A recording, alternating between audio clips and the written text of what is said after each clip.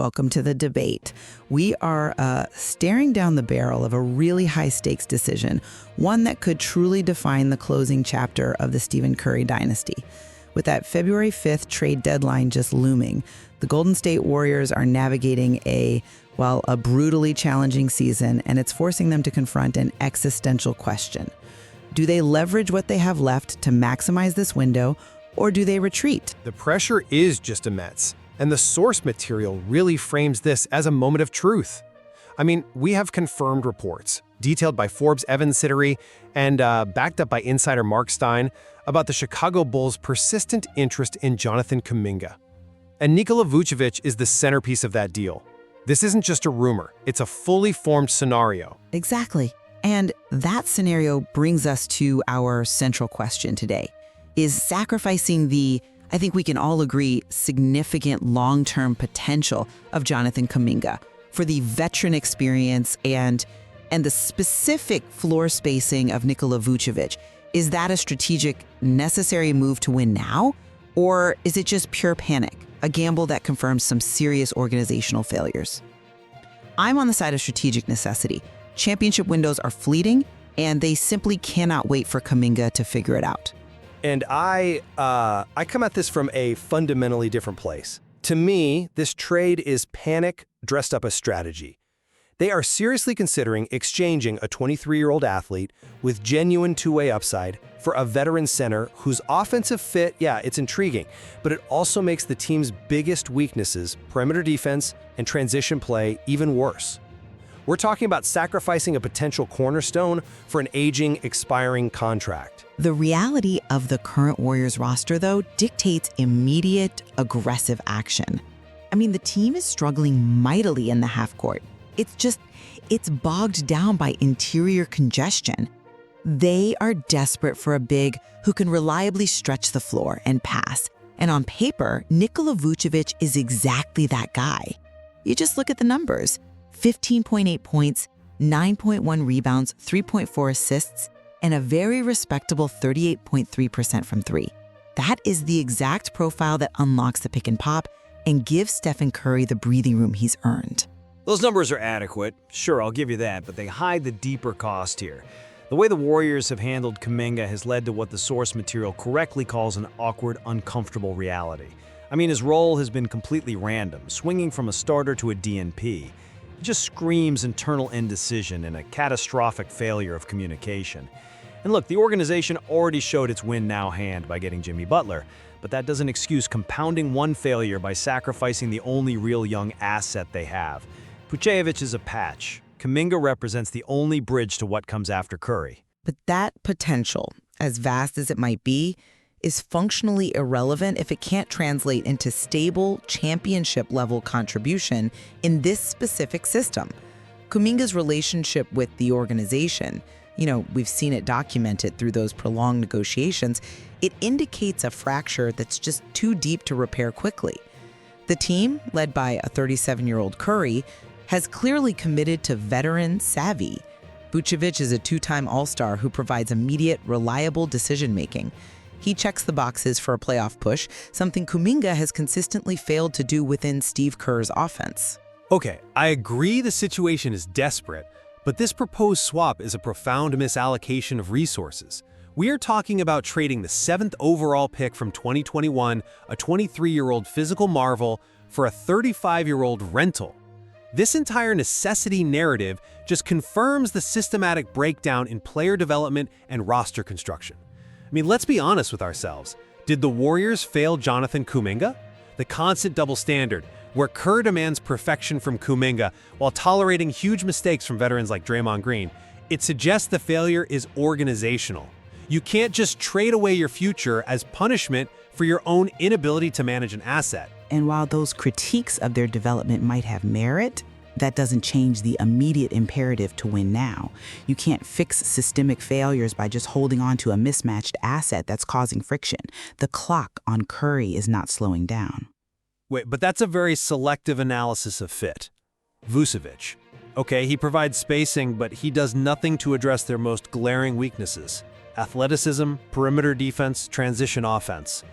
The source material accurately calls him a half-court specialist. Heat can't guard in space. The West is getting younger and faster. OKC, Houston, San Antonio. And here's the most damning piece of evidence, the thing that should terrify Warriors fans. The Chicago Bulls, a lottery team, are already benching Vucevic in clutch moments. They're citing a need for more energy and defensive intensity. If his own rebuilding team doesn't trust him to close games, why on earth should the Warriors trade a premium asset for him? I see why you'd emphasize that, but let's reframe the debate around Vucevic's core utility. We are talking about a two-time All-Star, a player who has averaged over 20 and 10 multiple times.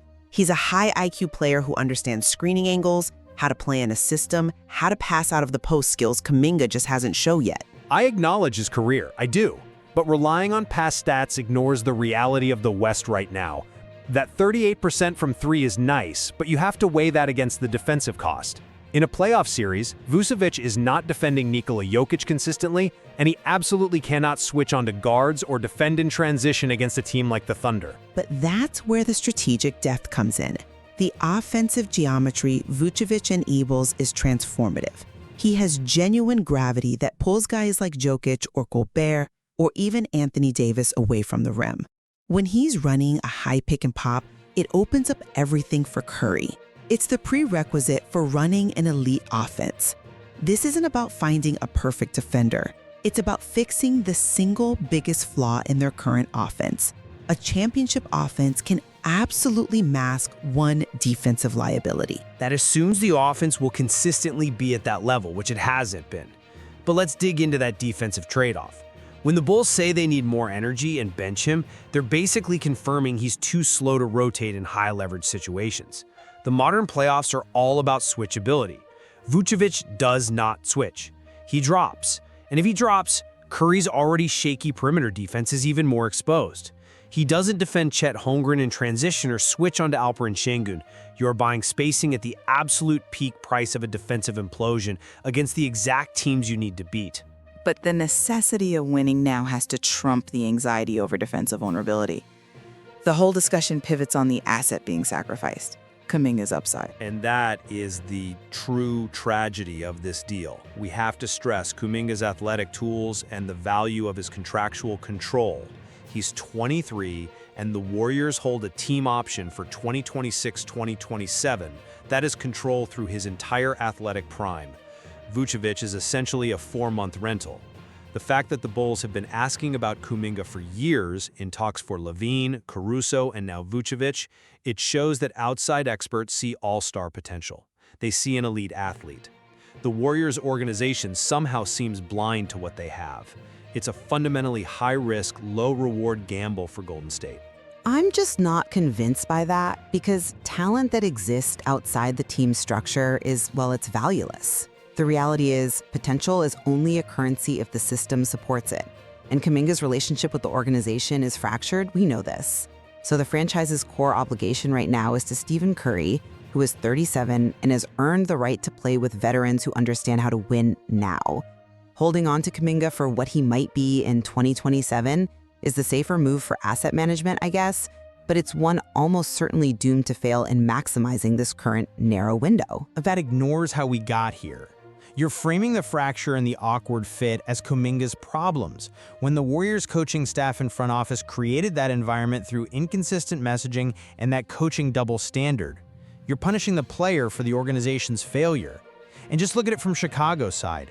For them, it's a low-risk, high-reward move. They get control over a potential star through 2027.